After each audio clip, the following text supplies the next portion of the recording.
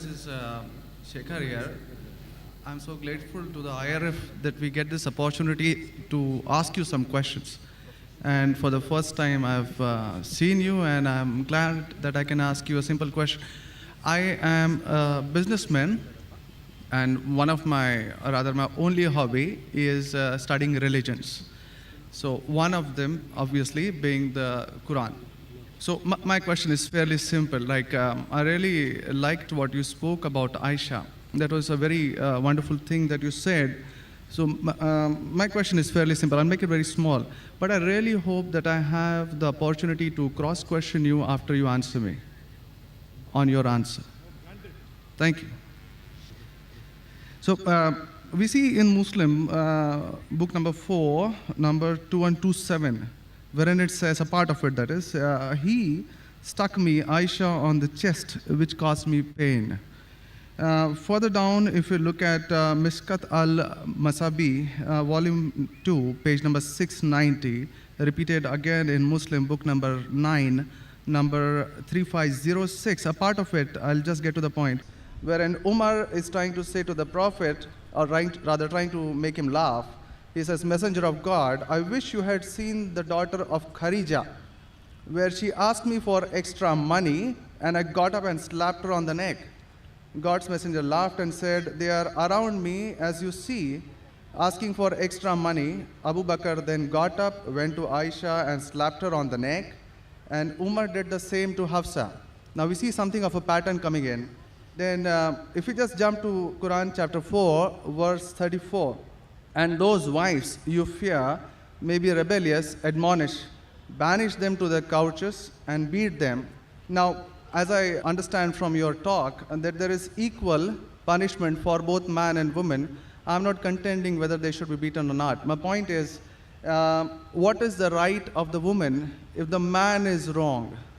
Because he gets to beat her up. Brother asked a very good question, and I give you the right to cross-question me after the answer.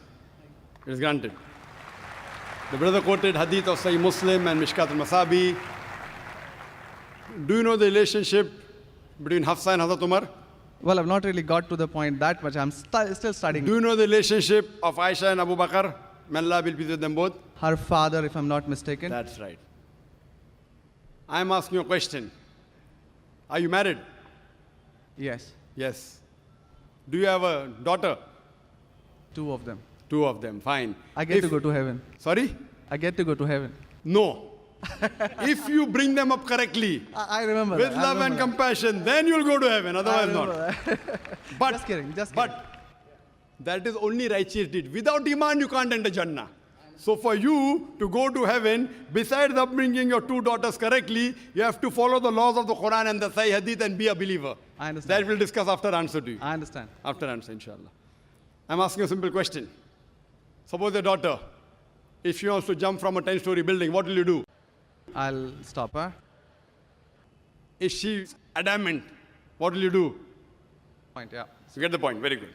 If she wants to jump, no, I want to go. I want to fly like Superman. Dad, you are preventing me from being a Superman. What will you do? Well, I'll stop her, obviously. Will you slap her or not? If required. She says, no, I want to jump. What will you do? Well, I can ask it the other way around. What I'm if asking, my wife brother. sees... I'm asking. If she wants to jump from the 10-story. I will hit her. If required. Not normally. You will say, Arey beti, jaan do na, Superman mat bano. Nahi banne ka abba. Jump marne ka hai. Ab dekho kaisa udti hu main. I want to fly. One flap. A father is cruel to be kind. Yes. Now, our beloved Prophet Muhammad said, anyone who does not love Allah and His Messenger more than his own life, he is not a Muslim. Anyone who does not love Allah and His Messenger more than his own life, he is not a Muslim. So there are many occasions what happened that sometimes they were disrespectful to the husband. Not a normal husband, Prophet Muhammad sallallahu alaihi wasallam. There were many occasions, not one occasion. There are many occasions, Hazrat Umar, may Allah be pleased with him, and Hazrat Abu Bakr, may Allah be pleased with him. When they came to know that one of the wives has caused pain to the Prophet, they were the father-in-law of the Prophet. But they loved the Prophet not only more than their daughter, they loved the Prophet more than their own life. There are many occasions. Which occasion you are referring to, I don't know. There were occasions when they came to know that my daughter has caused pain to the Prophet of Allah. How dare she does it? They being father, they have the right to slap. Not you and me. For us, they are the Ummahatul Mu'mineen. They are the mothers of the believers. But yet, they were human beings. Even the wives of the Prophet. Though they were wives of the Prophet, they are the best examples, yet they were human beings and they did make mistakes. Like the ayah recited by the Qari, Surah Nisa chapter 4, 32. They want equal rights. There was in Surah Azab chapter 33, where the wives of the Prophet tell the Prophet, why don't you give us the luxury of this world? They objected. Why are we undergoing such a life of poverty? So Allah sends a revelation. If you want this world, I will grant it to you, but you will not get Jannah. The verse of the Quran says, I will free you. That means, if you want, I will let you go free. Divorce, not that he divorced. And you can get the luxury of this world, but you won't get heaven in the hereafter. And the wives of the Prophet, they repented and they asked for forgiveness and Allah forgave them. So here also it's in context. And going against the Prophet is more bad than jumping from top. Jumping from top, your daughter will kill herself, that's it. Correct? But going against the Prophet is more bad. Did you get the answer? Sir, but my question still stands. I understood your point. I haven't completed my answer. Okay, you asked the question, no problem. My question is pretty simple. I haven't completed my answer yet, brother. All right. Because I know your question was in two parts. Then you quoted the verse of the Quran, Surah Nisa, chapter 4, 34. Yeah. And said about wife beating. I want to complete that before you answer. Otherwise, you say Zakir answered half. I only answered one part of your question regarding Hadith. The second part is of Surah Nisa, chapter 4, verse number 34. Exactly after the verse that was recited by the Qari. After verse which says, Ar-Rijalu Qawwamuna 'ala Nisa, that the men are the protectors of the women. The verse says that if they're disobedient, then don't talk to her. After that, don't share the bed. Then the Arabic word is daraba, means beat her lightly. The Arabic word is beat her lightly, daraba. Ibn Abbas, may Allah be pleased with him, said, when you beat your wife, you should not beat on the face. Point number one. Point number two, when you beat your wife, there should be no mark left on her body. And he gave an example, beating with a miswak. Miswak is toothbrush. In modern way, I will say beating with a handkerchief. Handkerchief. Now, if you beat your wife with a handkerchief, it is symbolic. It is not wife bashing. Wife bashing is not allowed in Islam. Wife bashing means one shot on the face. Hit so hard so that the mark remains. She'll remember you for the next 1 week or 2 weeks. In Islam, wife bashing is prohibited. It is daraba, means beat her lightly. That means first you tell her she's wrong. You admonish her. Don't share the bed with her. Ultimatum. Last warning. Beat her lightly. Now, what I said, for any crime committed, the punishment is same. Punishment is same. Beating lightly is not a punishment, it is a warning. Can you do the opposite? Can the daughter hit the father? What if your daughter slaps you? Will you like it? No. Why? Equality. Let me complete my answer. You talk about equality. If your daughter slaps you, will you like it? No. No. There may be occasion when you get lunatic, when you become very old, and if you want to jump and then she slaps you, I will agree with her, correct? Though you said, no, I'm agreeing with you. I understand. I'm helping you. You understand, but you don't understand me. No, I do. I'm helping you. Okay. If you grow up and you become a lunatic, you become senile, you want to jump from the 10th story, your daughter says, Abba, mat karo, don't do, father. She may have to slap you. She's doing in good faith. Accept it. Right? Now here, where a husband is giving a warning to the wife, if the wife does the same, what will the retaliation be? Imagine, suppose there's a massive person, bodybuilder comes and acts macho with you. If a small man comes, maybe you'll hit him. A macho person, Arnold Schwarzenegger, comes and tells you something. Will you hit him? Will you hit him? No. Though you may have a lot of guts, but Arnold Schwarzenegger, no. Why? Similarly, since Allah says in the previous verse, man has been given more strength than the woman.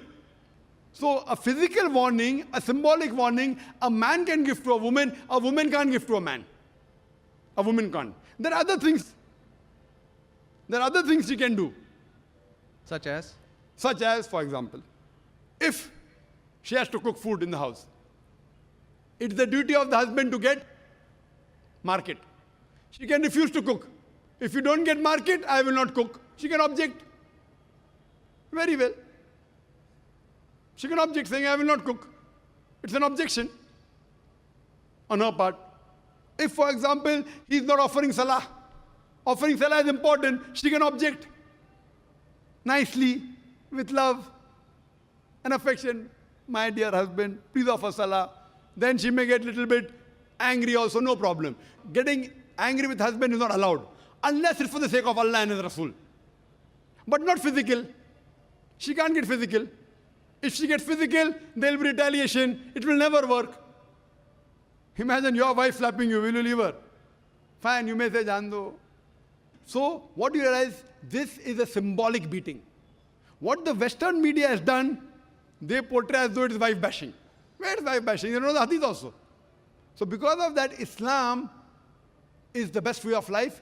It shows you how to lead life with your wives also. Hope that answers the question. If you have any counter question, you're most welcome, brother. Yes, actually 2 points on that.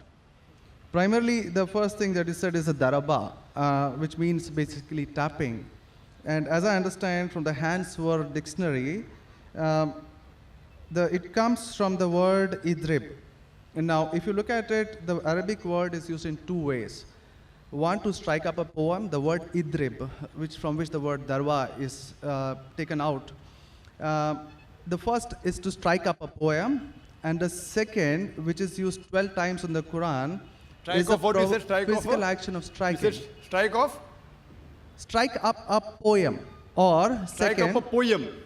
Strike up a poem, metaphorically. Second part is the physical action of striking. It's used again in Surah 8:12, wherein it about an angel strike off their heads, strike off the very tips of their fingers. The same word is used. So how can the same word be interpreted there as lightly, but here as very good question. The second part.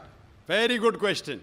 Very good question. The second part is that if we come back to Sahih Bukhari, volume 7, number 715, again, the respectable, I truly mean that, respectable woman Aisha, a great scholar, I read about her, narrated, Aisha said that a lady came wearing a green veil and complained to her, that is Aisha, and showed her a green spot on her skin caused by beating.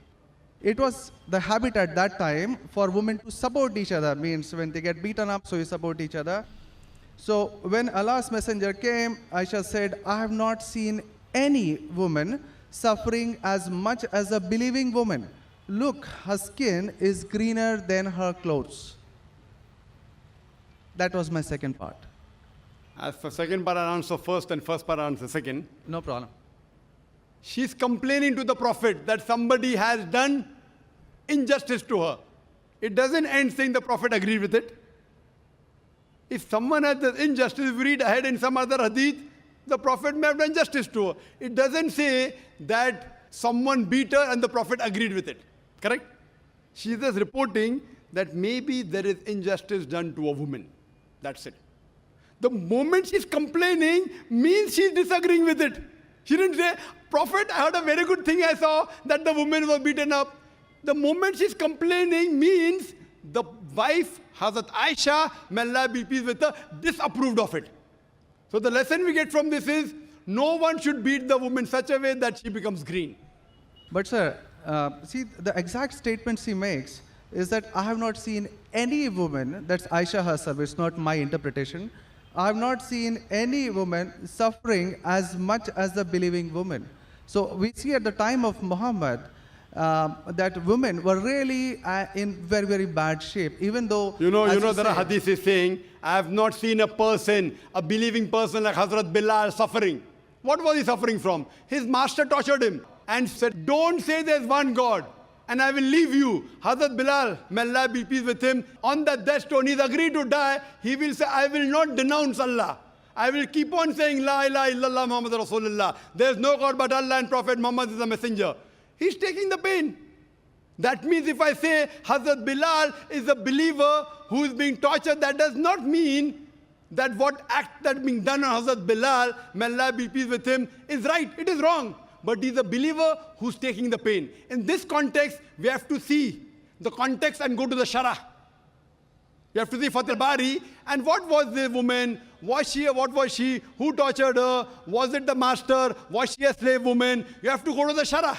I'm not a Muhaddith. I'm telling you what the answer can be. You have to go to the Shara and find out. Why was she? Who hit her? Who beat her? Did the husband do? Was the husband a believer? There are 10,000 reasons. But Just sir, because- excuse me, in Mishkat al-Masabi, Brother Shekhar, volume 2. Brother Shekhar, Yes. what I would like you to do, there are so many people waiting at all the mics. Precisely, concisely, I would like you to put your question in a few words and then close. Because you got such a big sheaf of papers, there are many people I see waiting with small slips just or one something. question. So we cannot allow this whole thing to go on. This is not a debate session. It's a question and Brother. answer session. I want you to put your question in the next 4 sentences. Let Dr. Zakir answer so that all the many ladies standing there here also get a chance. We have exactly 1 hour, 12 minutes left.